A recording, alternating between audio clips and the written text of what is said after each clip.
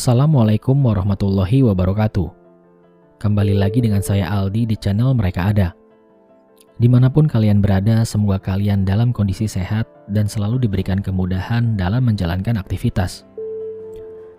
Pada kesempatan kali ini, saya akan membacakan cerita pendakian mistis dari Mas Ipen Al-Zikra tentang pendakiannya ke Gunung Merbabu bersama satu orang sahabatnya.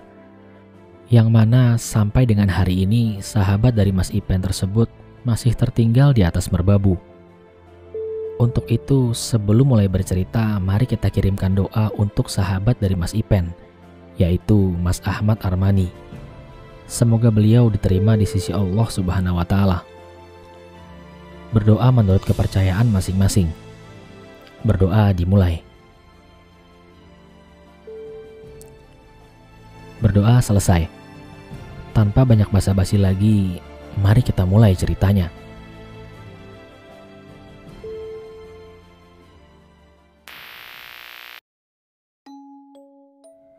Kenalin, saya Ipen Al-Zikra. Kali ini saya akan membagikan cerita tentang kisah saya saat mendaki di Merbabu. Waktu itu nanjak Merbabu via Wekas, Desa Kaponan. Aku bersama Ahmad Armani, sahabatku. Kami naik motor memasuki Gapura Wekas sampai ke desa terakhir, Desa Ndakan, yang menjadi tempat awal untuk simaksi. Setelah sholat maghrib, kami memulai perjalanan dan start dimulai setelah kami berdoa, meminta izin sesepuh desa dan berziarah ke makam di desa tersebut, yang posisinya berada di atas desa. Setelah persawahan warga, kami mulai memasuki pintu hutan pinus yang lebat dan menambah serunya malam itu. Singkat cerita, pos 1 yang dulu ada sekarang sudah tidak ada lagi. Kami terus mendaki sampai ke pos 2. Sampai di pos 2 barulah kami beristirahat untuk minum dan merokok sembari meluruskan kaki dan pinggang yang mulai letih karena beban keril dengan jarak tempuh selama kurang lebih 3 jam. Sewaktu kami tiba di persimpangan Gunung Kukusan, tepatnya di atas tugu perbatasan, terasa angin membelai kencang, meniup dengan ganasnya. Ilalang dan semak belukar menjadi tepian jalur kami. Di sini, kanan dan kiri mulai ramai dengan sosok penampakan barisan kuntilanak yang bergelantungan. Ada juga pocong yang muncul dan hilang sesuka mereka. Tangan-tangan yang bermunculan dari sisi kanan dan kiri serasa ingin meraih kami. Yang membuat lebih seru lagi, dari atas bukit yang tidak begitu tinggi, di hadapan kami berdiri bocah kecil cekikikan sambil menunjuk ke arah kami, dan kemudian berbicara.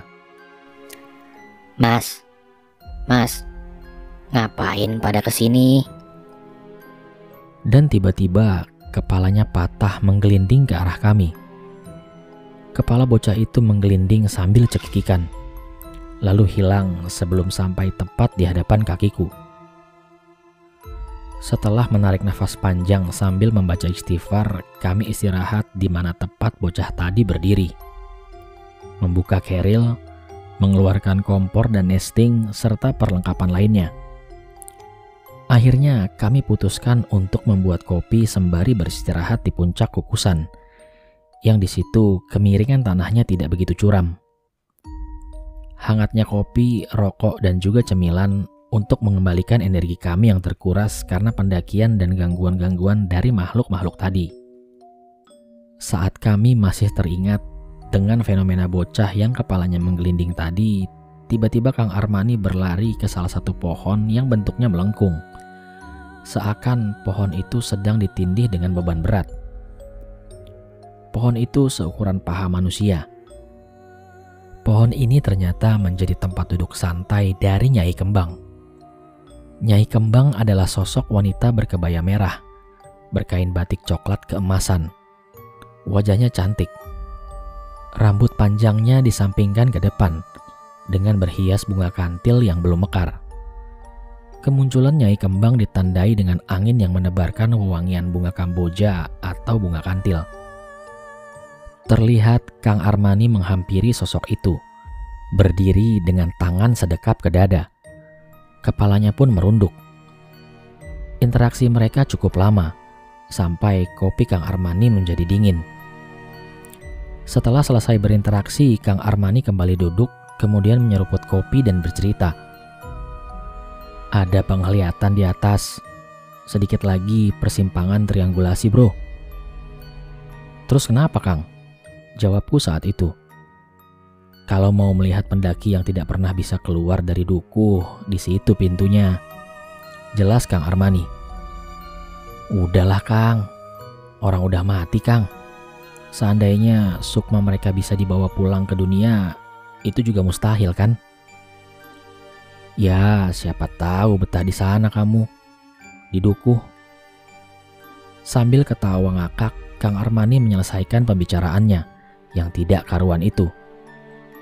Sedikit mengulas soal dukuh atau desa alam gaib, di mana kebanyakan pendaki nyasar ke dalamnya dan tidak pernah bisa keluar kembali kecuali yang berhati suci.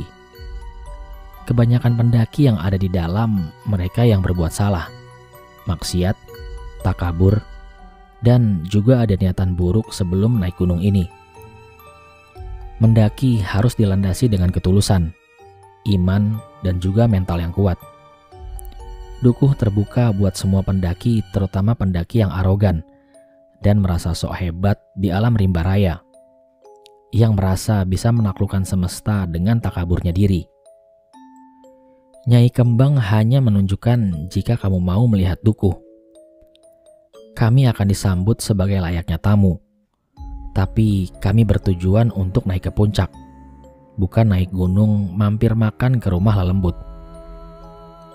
Setelah ngobrol, ngopi, dan makan selesai, kami segera membereskan perlengkapan untuk siap-siap melanjutkan perjalanan yang masih lumayan panjang dan menantang. Karena kami masih harus menapaki simpang puncak triangulasi dan juga meniti jembatan setan sebelum sujud di atas puncak Genteng Songo. Diceritakan sebelumnya jika Kang Armani sempat berinteraksi dengan Nyai Kembang, salah satu penunggu lereng merbabu yang menguasai desa gaib, yaitu dukuh. Kemudian kami melanjutkan kembali perjalanan malam ini. Malam yang terasa begitu lambat berganti, di mana angin menerpa semakin kencang. Hawa mistisnya tempat ini dicampur dengan dinginnya embun malam menyusupi sendi-sendi raga kami. Akhirnya persimpangan puncak antara triangulasi dan Genteng Sono mulai terlihat tepat di depan kami. Di sini kembali keusilan dedemit mengusik perjalanan saya dan Kang Armani. Meski angin bertiup kencang di area terbuka ini, tapi ada angin lain yang berputar-putar saja di atas kepala kami. Suara bising angin dan bisikan-bisikan mulai bermunculan. Hanya ada satu bisikan yang terdengar jelas, namun terdengar begitu lirih. Terus jalan lurus. Terus aja jalan lurus. Begitu bisikan itu terdengar berulang-ulang. Sementara percabangan jalur yang dua arah tiba-tiba jadi satu arah jalur lurus yang terdapat seperti ada gapura yang samar tertutup kabut. Seketika kuhentikan langkah lalu berbicara kepada Kang Armani. Kang, jalurnya berubah tuh. Sambil kusorotkan senter ke arah gapura di depan. Kang Armani hanya tersenyum sambil berkata, "Kita udah sampai bro. Welcome to dukuh." Aku hanya tersenyum kecut sambil kekeluarkan rokok dari saku. Dan tiba-tiba muncul perasaan tak enak. Merinding di tengkuk leherku terasa tebal sekali. Terdengar suara gemerincing dari belakangku. Dan aroma seketika menjadi bau bangkai yang sangat mengganggu hidung mungilku. Sewaktu aku menoleh ke belakang, sosok pocong melompat pas ke arah kami. Dan muka kami saling berhadapan dengan jarak yang amat sangat dekat. Wajahku serasa hampir tersentuh dengan wajah hancurnya si pocong. Wajahnya hitam legam, kulit dengan dagingnya terkoyak, dan terlihat jelas tulang rahang, gigi, dan juga tulang wajahnya sebagian. Matanya gerowong. Biji matanya tak ada lagi, tapi mengeluarkan cahaya berwarna merah di dalamnya. Seketika nafasku sesak ketika kami beradu pandang. Hingga Kang Armani menarikku mundur dan menjauh agar tidak diludahi oleh pocong yang membusuk itu. Kami masih memandangi sosok itu, yang gerakan kepalanya menoleh ke arah kami, namun gerakannya patah-patah. Selang berapa lama ia meloncat masuk ke gapura jalur itu, lalu menghilang entah kemana. Jadi kalau ada yang terdengar bunyi gemerincing seperti kunci yang banyak lalu disatukan dan kemudian digerakkan akan keluar bunyi gemerincing, itu tandanya sudah jelas, pocong ada di sekitaran kalian. Saat kami berdua masih setengah melamun menatap kosong ke arah hilangnya sosok pocong tadi, dari kejauhan seperti ada sinar keemasan terpancar. Ada sosok laki-laki berjalan. Setiap berjalan, langkahnya memiliki aura yang sangat kuat. Kabut di samping sisi kanan dan kirinya tersibak dengan sendirinya. Semakin mendekat, semakin meredup cahaya yang bersumber dari diri sosok itu. Setelah jaraknya hanya beberapa meter, terlihat jelas seorang pria gagah mengenakan celana dan baju hitam dengan ikat kepala berwarna merah. Rambutnya panjang, wajahnya pun tampan, namun terlihat taring di sela bibirnya.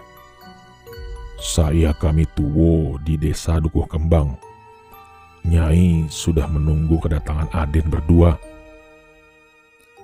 ucap sosok itu sambil menjelaskan. Ia adalah salah satu punggawa desa tersebut dan salah satu tetua dengan jabatan di bawah pimpinan Nyai Kembang. Ucapannya membuyarkan lamunan kami berdua. Kami tak bisa menolak. Bahkan tubuh seakan tiba-tiba bergerak dengan sendirinya, mengikuti punggawa Nyai Kembang tanpa bisa berkata apa-apa. Kami mulai melewati gapura yang bertuliskan aksara Jawa yang tidak bisa saya baca. Kami telah masuk ke desa Dukuh Kembang. Saya tidak dapat menceritakan secara detail kondisi di dalam sana. Tapi intinya di dalam dukuh itu banyak sekali pendaki di sana. Ada ratusan bahkan bisa ribuan. Karena di salah satu depan rumah bergerombol puluhan pendaki. Belum lagi yang ada di aula desa dan rumah-rumah lainnya. Dan yang paling banyak berkumpul di pekarangan rumah kami tuwo, punggawa Nyai Kembang. Singkat cerita kami keluar dari dukuh sekitaran tengah hari. Dan setelah dihitung, kami di dalam sana sudah 2 hari 2 malam. Sementara kami merasa tidak begitu lama di dalam dukuh. Dan yang anehnya lagi, sewaktu keluar dari dukuh, bukan di tempat kami masuk, tapi keluar tepat di puncak Syarif, tanpa melewati Watu Tumpang dan Genteng Songo. Kami akhirnya sholat di puncak. Setelah itu menikmati pemandangan alam yang tetap indah di siang hari. Ngobrol panjang lebar. Herannya kami tidak merasa haus dan lapar. Padahal kami bertemu pendaki lain dan bertanya hari saat itu. Sudah 2 hari kami di dalam alam lain. Kemudian aku turun sendiri lalu pulang dengan membawa rahasia yang aku emban seumur hidupku tentang Kang Armani. Dan cerita ini saya spesialkan untuk sahabat saya Kang Armani yang sampai sekarang masih di atas merbabu. Untuk teman-teman mereka ada, minta Al-Fatihahnya untuk sahabat saya Kang Armani.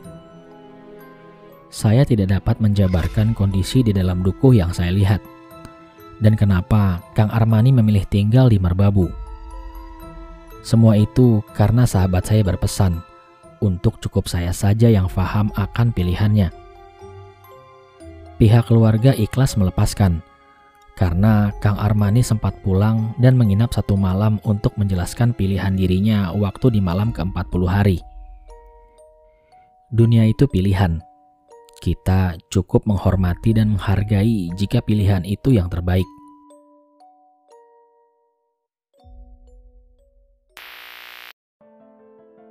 Sekian cerita pada episode kali ini. Bagi teman-teman yang penasaran dengan sebab Mas Armani masih tertinggal di merbabu sampai saat ini, saya sendiri juga tidak tahu. Biarlah itu menjadi rahasia Tuhan, keluarga dari Mas Armani, dan Mas Ipen yang tahu. Karena tidak semua kisah misteri dapat kita ungkap secara gamblang. Cukup hanya dijadikan pelajaran bagi kita yang mendengarkan. Terima kasih untuk teman-teman yang sudah menyimak cerita kali ini. Dan terima kasih pula untuk teman-teman yang sudah meramaikan kolom komentar pada cerita sebelumnya. Sampai bertemu pada episode Mereka Ada selanjutnya. Saya Aldi pamit undur diri dari hadapan kalian. Wassalamualaikum warahmatullahi wabarakatuh.